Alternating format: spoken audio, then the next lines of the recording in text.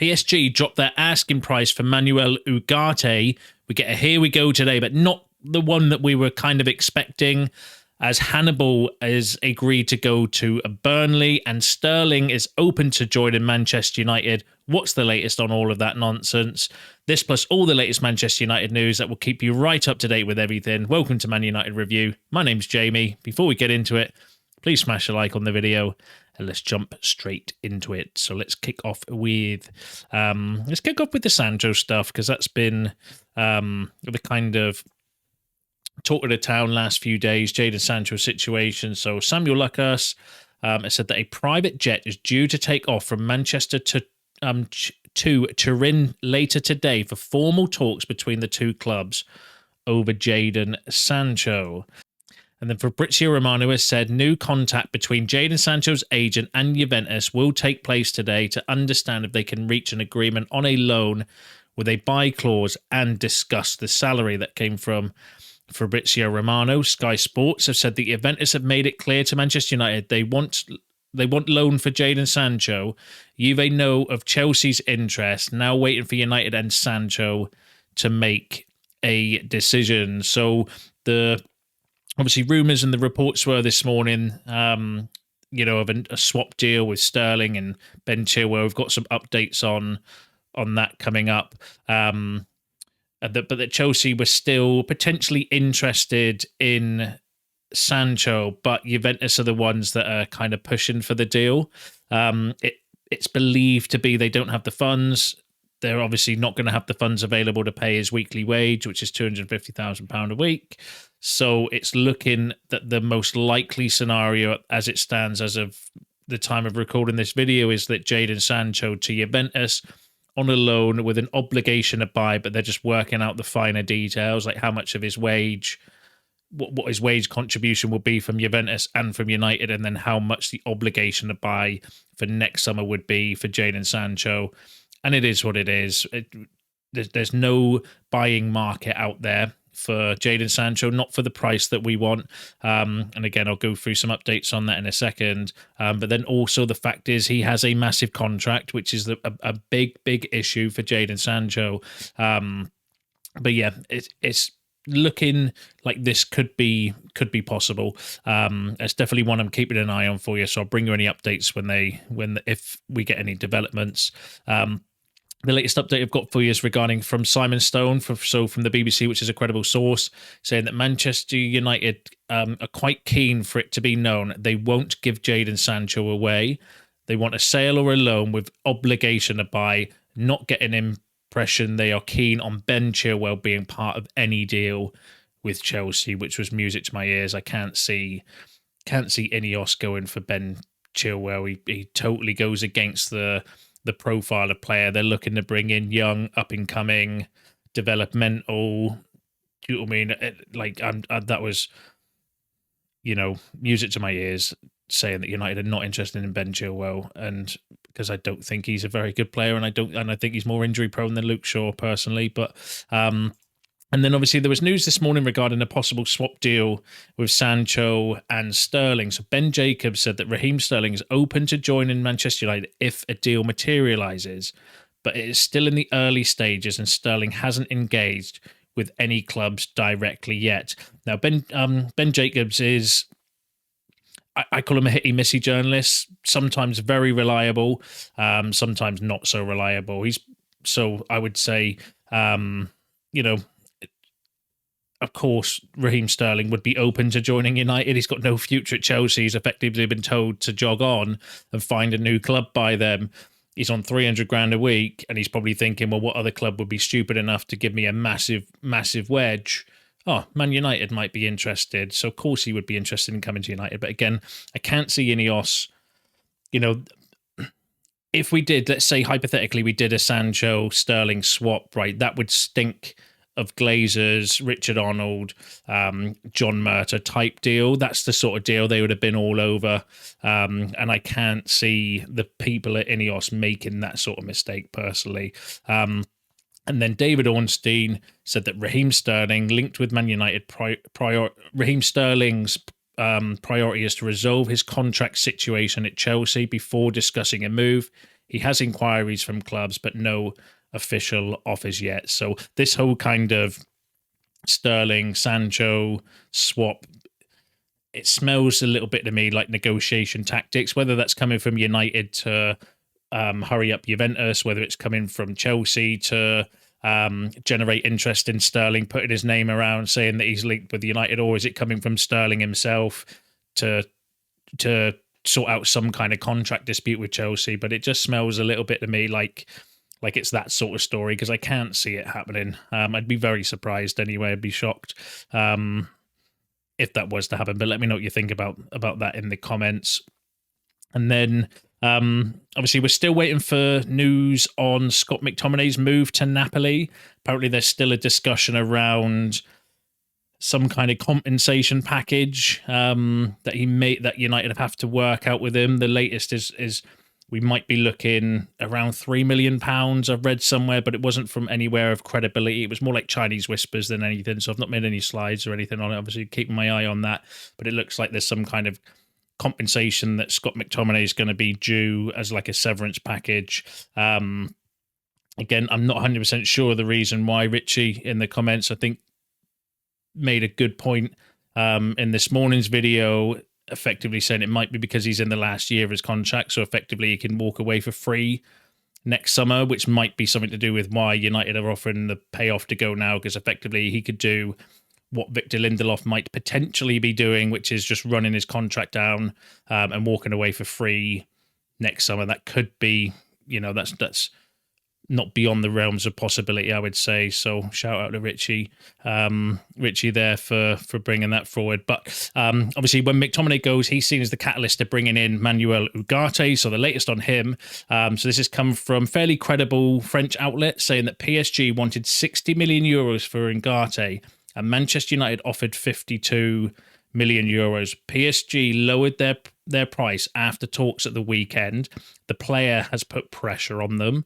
And then another French outlet, fairly credible, again saying that Manuel Ugarte will leave PSG in the next few hours. Negotiations between clubs are practically closed. There are a few small details that need to be ironed out, and the two clubs are expected to sort them out. Everything is on track for the Ugarte to join United quickly. So it seems like these negotiations are at that final stage, just ironing everything out. Payment structure, add-ons, all of these types of things. And I think, reading between the lines, I did mention this in this morning's video, but I kind of think it's going to be like a domino. As soon as Scott McTominay goes, or we're getting close to completing that deal, then Ugarte is going to come in. It would be nice if we could get him in. Well, it would have been nice if we got him in like 6 weeks ago or whenever it was that we were initially linked with him, but it is what it is. And you're also having to, pick up the pieces and the mess that was left behind by the previous CEOs. And obviously the Glazers are still here, so it's not necessarily the Glazers, but the way the club was handled and ran, and the fact that we were always seen as a bit of an embarrassment in the transfer market, and you're also having to try and undo all of that mess and progress with the squad.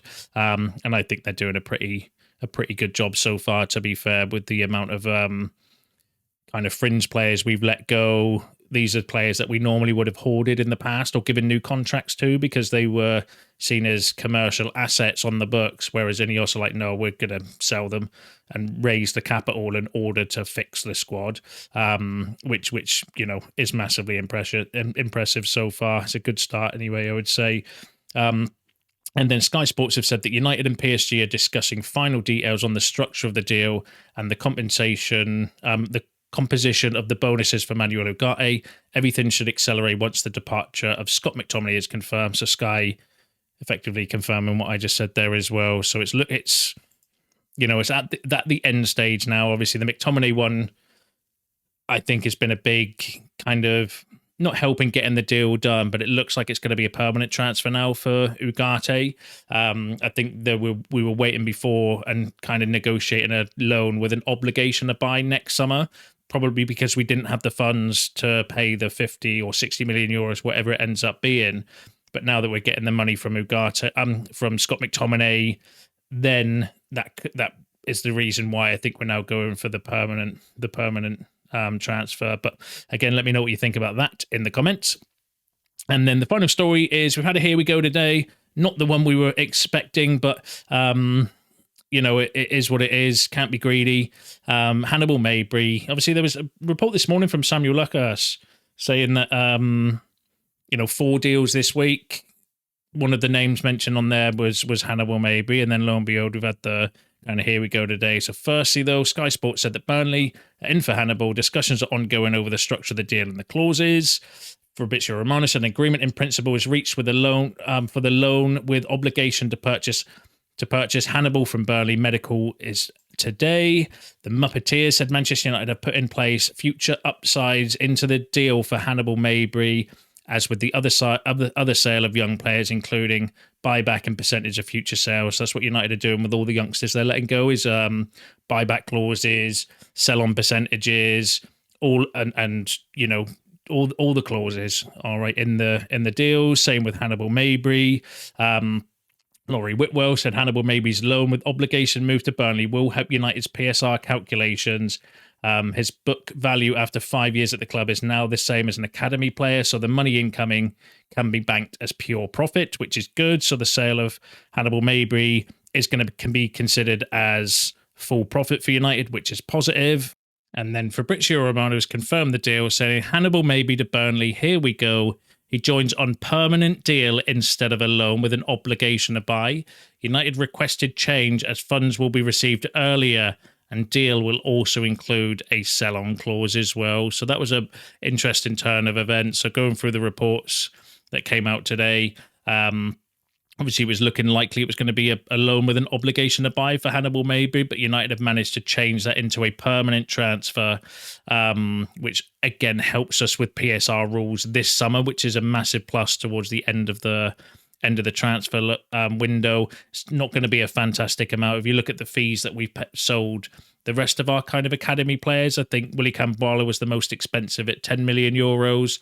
The rest have all gone for around 5 million euros. So it's not going to be a massive amount. But the way Ineos have been structuring those deals, we've been doing deals and spreading the payments out over 3 years rather than 5 years, or rather than just paying a big lump sum out. So every little helps. But then so that could be cashed towards the end of the transfer window if we did have an opportunity, because I still think United are in the market.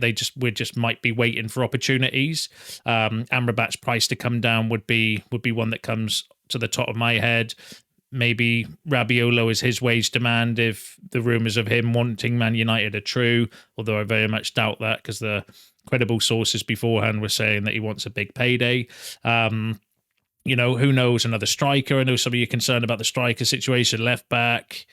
Who knows? We could have that fun. Or alternatively, I mentioned this before, maybe, Ineos are going to see how we get on and actually have a cash reserve for the January transfer window, because I think that's what kind of screwed us a little bit last summer, was the fact we could not strengthen when we had that massive injury crisis in January, because we literally were out of cash. The Glazers and Arnold and Murta and everyone had literally maxed out all the credit cards, and there wasn't any money available to go and get, not even a loan deal. We didn't have the cash to do that. Whereas, it might be a smart move it's a gamble, don't get me wrong, but maybe it would be a gamble that United are thinking, well, actually, instead of going for a left back or a striker or another midfielder or whatever, why don't we see how we get on, look for opportunities, and maybe potentially try and do something in January, depending on where we are as a squad. And obviously, if Luke Shaw's still injured and Malacia is still injured and we're struggling at full, like it gives them time to scout somebody as well and maybe negotiate and work on deals up and come in. But either way, it's kind of, it's drawing to an end, isn't it? The whole Ugarte situation, McTominay, and the McTominay situation. It looks like Sancho might finally be leaving. Yes, it's a loan. Yes, we might have to pay him a percentage of his income for the next year or for this season. But then as long as it's included an obligation to buy, it is what it is. And United is still moving on a lot of fringe players, which is only positive, and protecting themselves as well with all the kind of buyback clauses, sell-on clauses, and all these kind of things as well. So hopefully, I think over the next couple of days, these deals will sort themselves out. We'll keep our ears to the ground to see whether United are going to potentially go back in the market for somebody else. That can't be ruled out. Well, let me know what you think in the comments, and that's you all up to date with all the latest Manchester United news and transfer news. Don't forget to smash a like on the video on your way out. Subscribe to the channel if you are new, and I will see you in the next one.